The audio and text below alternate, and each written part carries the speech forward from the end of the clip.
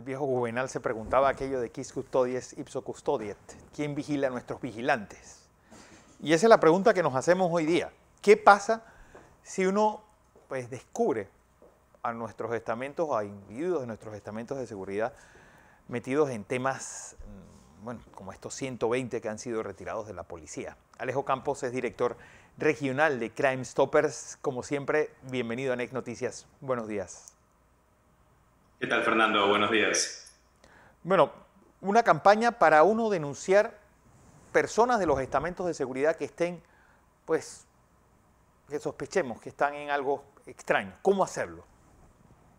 Sí, más que una campaña te diría que es un programa, es una línea de acción en conjunto con el Ministerio de Seguridad que se ha creado dentro de todo lo que es Crime Stopper y el trabajo con ellos, que se ha creado para quedar instalada y para seguir funcionando. No es algo eventual, pero que sí nace de los eventos pasados, en donde el propio ministro ha reconocido la existencia de algunas vinculaciones de uniformados con estructuras criminales o estructuras de narcotráfico que se desprenden de los buenos operativos que han realizado el año pasado y a principios de este año, y la firme decisión por parte del Ministerio y del Gobierno de separar a estos uniformados de las instituciones de seguridad pública con el fin de fortalecer la institucionalidad pública en materia de seguridad y el combate al crimen organizado. Y la mejor forma es que digamos, el Ministerio pueda tener la información necesaria que viene desde la ciudadanía para poder identificar estos posibles casos de corrupción interna. Y no solo desde la ciudadanía, Fernando, sino también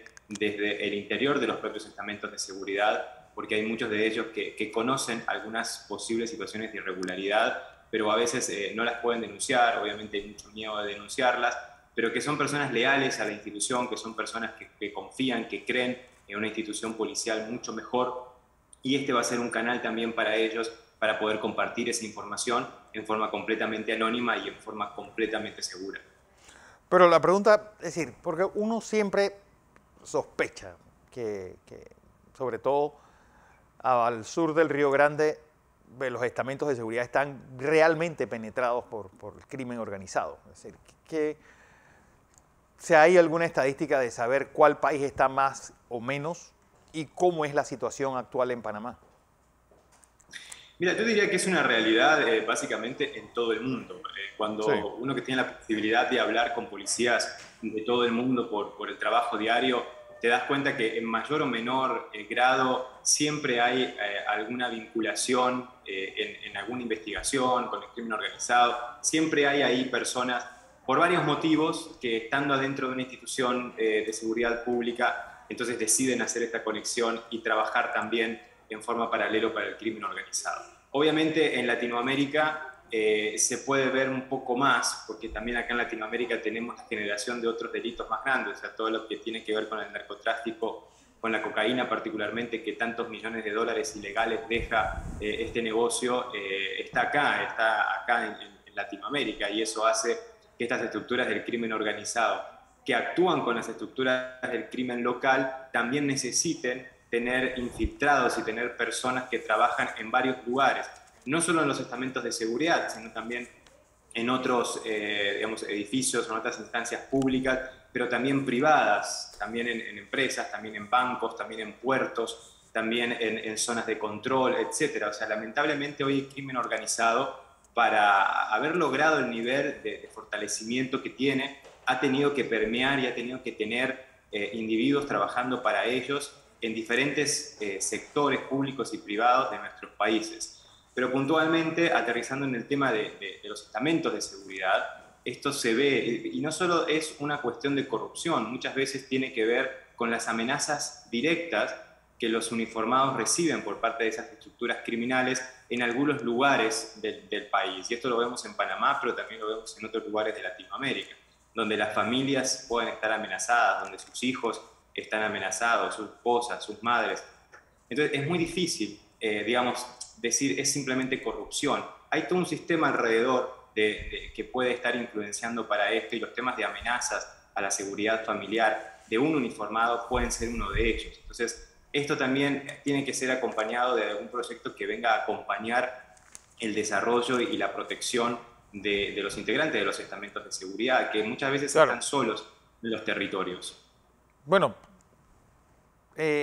mejores salarios, mejor equipo, pero ¿cuántos de nuestros países están pues dispuestos a hacer eso y a pagar y no verlo como un gasto inútil? Por ejemplo, como el de los ejércitos en América Latina, que se han convertido en los grandes lastres de los presupuestos y de la propia democracia. Sí, es un tema que siempre está en debate, ¿no? El tema del presupuesto a los estamentos de seguridad y sobre todo de países en Latinoamérica que venimos de pasar por ciertas dictaduras o por ciertos procesos de este tipo en donde a veces nos da cierto temor a poder fortalecer mucho más los estamentos de seguridad o los ejércitos que existen en nuestros países. Pero la realidad es que ellos son los únicos encargados de poder contrarrestar el efecto del crimen organizado que cada vez está siendo más poderoso y que no solo afecta a los temas de seguridad pública, sino que también afecta los temas de economía, creando burbujas económicas, creando más desempleo, desestabilizan toda la parte de educación que recién estaban hablando ustedes y toda la parte de esta construcción cultural. O sea, cada vez se construye más una cultura narco en nuestros países y eso cada vez se está instalando mucho más y crear y digamos desprogramar a la sociedad de esta cultura narco para volver a programar una sociedad con ciertos valores es algo muy difícil, pero que lo hemos venido, se ha permitido en estos últimos 20 años. Entonces todas estas cosas son al final las que inciden cuando después terminamos hablando de corrupción en estamentos de seguridad. No es gratuito y no nace de un día para otro, son procesos que lamentablemente hemos llevado adelante y que en forma consciente o inconsciente por parte de los gobiernos que hemos tenido durante muchos años en Latinoamérica se ha ido gestando y se ha ido creando. El tema es empezar a resolverlos desde algún momento y en algún momento, y bueno, estas pequeñas acciones pueden contribuir. Alejo, por tu experiencia, la cantidad de droga que se está captando es debido a un aumento en la producción en Colombia y bueno, Perú y Bolivia y Ecuador, o mejores servicios de inteligencia en nuestro país. Mira, para nosotros tiene que ver con ambas cosas. Sí. Evidentemente se está hasta triplicando la producción de cocaína en América del Sur y eso hace obviamente que exista más producto disponible, o sea, que haya que transportar más producto y por lo tanto las incautaciones incluso que se hacen son más grandes. Pero también esto viene acompañado de, se ha fortalecido mucho, sobre todo yo te diría, la voluntad política en el combate al crimen organizado y particularmente a una de sus principales actividades financieras, que es el narcotráfico.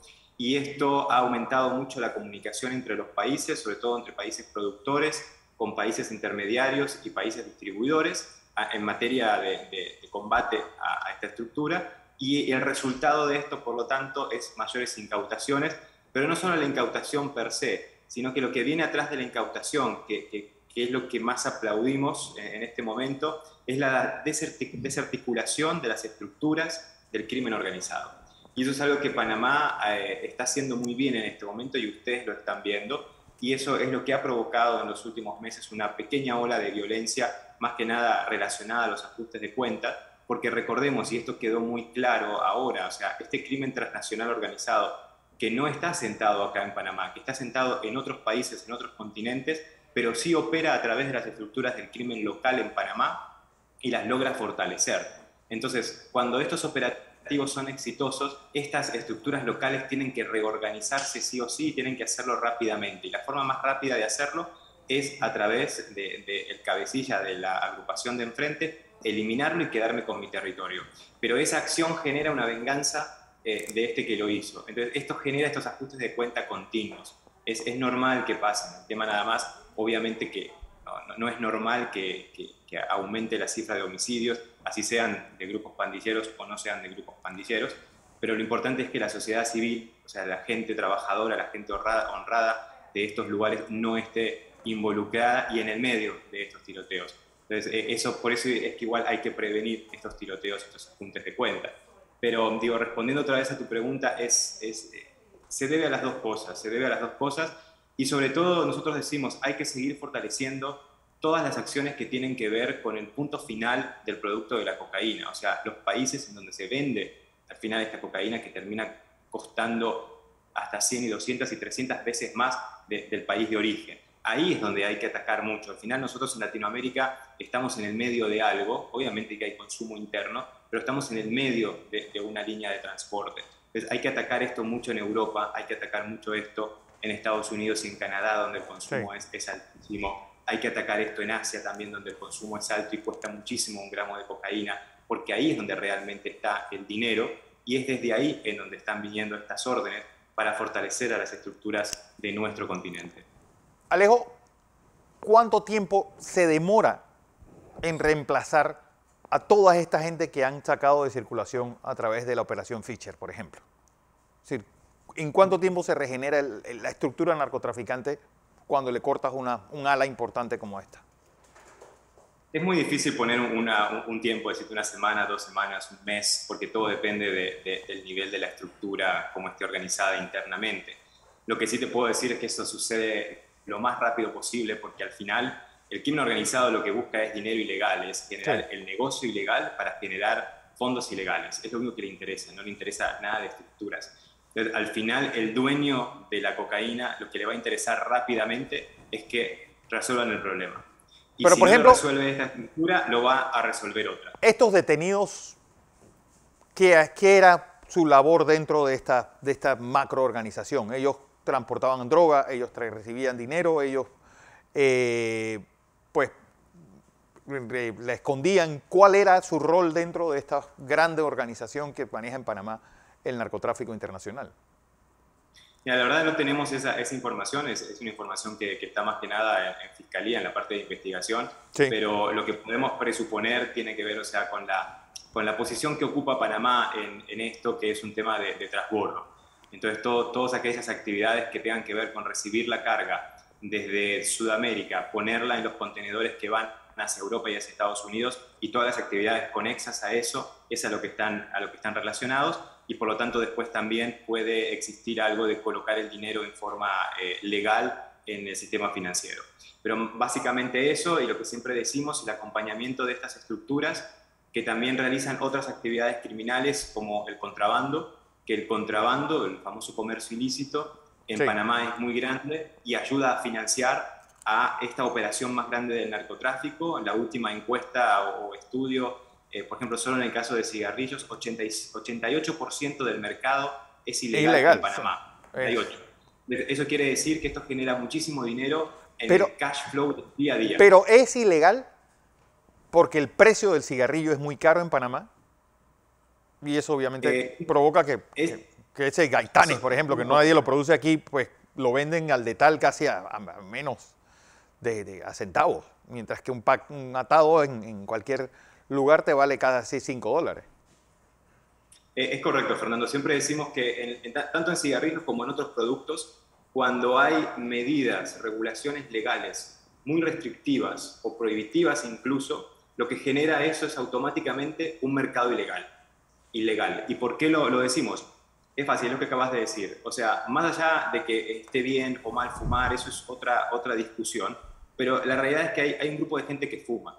Y esa gente que fuma siempre va a comprar este producto. Entonces, si esta gente lo encuentra a un menor precio porque el legal tiene altos impuestos que se le está colocando y muchas regulaciones, eso lo que hace es alimentar el mercado ilegal.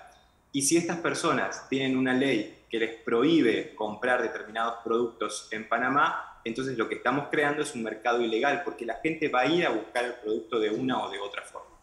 Entonces, estas fuertes regulaciones lo que generan siempre son mercados ilegales que ayudan a las estructuras del crimen organizado porque ganan muchísimo dinero. O sea, un contenedor nada más de cigarrillos, estamos hablando de más de $1 millón puesto en el mercado y que se vende rápidamente, y ese dinero rápido es el que luego se usa para poder financiar la operación de delitos mucho más grandes como el narcotráfico que estábamos hablando. Drogas tipo de opioides. Ese tipo de tráfico se está introduciendo en nuestro país, se está introduciendo en el área. ¿Cuál es la situación de estas drogas, pues, que tienen que estar, obviamente, con una receta para poder adquirirlas, pero que se están manejando ilegalmente, sobre todo en el cinturón del óxido, el llamado cinturón del óxido en Estados Unidos? Mira, el tema de los opioides es un tema de mucha data para atrás, de muchos años para atrás, sobre todo en los Estados Unidos. que se empezó durante un tiempo a recetar muchísimo y la gente empezó a generar cierta adicción y eso luego se entendió como una muy buena droga que empezó a bajar hacia otros países y también a exportarse hacia otros países. Hoy en día vemos el caso de Argentina con una contaminación enorme de cocaína, o sea, la cocaína se ha contaminado con opioides y esto ha causado la muerte de muchas personas y otras más que están hospitalizadas muy graves en los centros de salud en la provincia de Buenos Aires. Y esto es algo que, digamos, que viene de mucho tiempo atrás, solo que no hay tanto conocimiento para su uso, no es tan accesible como a veces puede ser una cocaína o puede ser alguna droga química como pastillas, que hay un mercado muy grande de eso. Entonces la gente se cuida un poco más, pero es algo que viene de hace mucho tiempo para atrás y fíjate que nace a partir de una receta legal. El tema del opioide en Estados Unidos nace en forma legal de alguna forma, donde el sistema de salud empieza a recetar abiertamente grandes contenidos de opioides para poder contrarrestar dolores y falencias que tenía la gente y se termina siendo una droga. Sí. Entonces, son temas que hay que revisar, por eso decimos que siempre la revisión de las legislaciones y las regulaciones en nuestros países son claves, porque generan efectos secundarios, no solo en el país en el cual esa legislación o regulación es efectiva o se implementa, sino en el resto de los países. ¿Por qué? Porque estamos frente a que son transnacionales. Entonces, las legislaciones en esta materia y en otras deberían dejar de verse como exclusivamente legislaciones nacionales, porque la ley de un país afecta automáticamente a la ley de otro país. Y te pongo un ejemplo muy claro. En Panamá, que es algo que estamos discutiendo a nivel de la Asamblea, el artículo 288A del Código Penal, que habla sobre estos $500.000 en materia de contrabando. ¿Qué quiere decir? Que toda incautación por debajo de los $500.000 en Panamá no se considera ilegal o de materia criminal y por lo tanto no pasa a investigación a una fiscalía. Eso quiere decir que en Panamá básicamente no existe el contrabando como un delito criminal, sino como simplemente una falta administrativa que lo atiende aduanas. Estamos hablando de Panamá, donde pasa el 7% del comercio internacional, cuando en otros países de la región este número habla de $5.000 o de $10.000. Wow. Entonces, ¿qué tiene que ver esto? Digamos, el crimen organizado transnacional sabe que en Panamá puede operar mercancías de contrabando por $500.000 para abajo, que básicamente no va a constatar un delito digamos, importante. Pero el gran problema, Alejo, es decir, una mercancía que salga de zona libre ya es considerado contrabando. Es decir, yo creo que la razón, el espíritu de una ley con cuotas altas es exactamente porque tenemos zonas francas por todo el país y sacar mercancías de esa zona franca ya se considerarían pues, un delito y tendría pues todo lo que está detrás. Bueno, las mercancías de zonas francas tienen que salir en forma legal también. Sí, pero digo... Las francas no están habilitadas para la venta del menudeo. Lo que te digo es que $5.000, $10.000 salidos de zona libre, pues nada. ¿Sabes? En Colón. Sí. Pero digo, medio millón ya es algo que es evidente, que uno puede ver y que se hace más claro, yo creo que su transporte. Y por eso creo que es el espíritu que estuvo detrás de esta ley a la hora de regularse. Creo que hacia allá van los tiros. El tema es que tenemos que entender que Panamá es un centro de distribución del comercio internacional. Claro. Entonces, Panamá está usado hoy en día para distribuir fuertes cantidades de contrabando hacia Norteamérica, Centroamérica y Sudamérica. Viene todo para acá desde China principalmente, desde Asia y desde acá se distribuye. Entonces, y se distribuye porque esta ley de alguna forma o este artículo en el código está permitiendo o está facilitando que esto también se haga de esta forma. Y sobre todo para el contrabando interno en Panamá, que también tiene cifras bastante elevadas. Al final, Fernando, todo esto lo decimos porque estos mercados ilegales y paralelos son los que terminan financiando a las estructuras del crimen organizado que a veces están siendo permeadas por unidades de la fuerza pública. Y acá otra vez vuelve todo a unirse. Está todo relacionado en estos temas. Bueno, como siempre, un placer tenerte aquí, Alejo. Gracias. Y repetimos la dirección a la cual pues, uno llamar o escribir si sospecha de estamentos de seguridad pues, aliados al crimen organizado. Cómo no, tienen que entrar a nuestra plataforma de Crime Stopper en Panamá, tupista.org, y seleccionar la bandera de Panamá. Ahí ya después el sitio les va a seguir los pasos en forma automática. Así es, Alejo Campos, director regional de Crime Stoppers.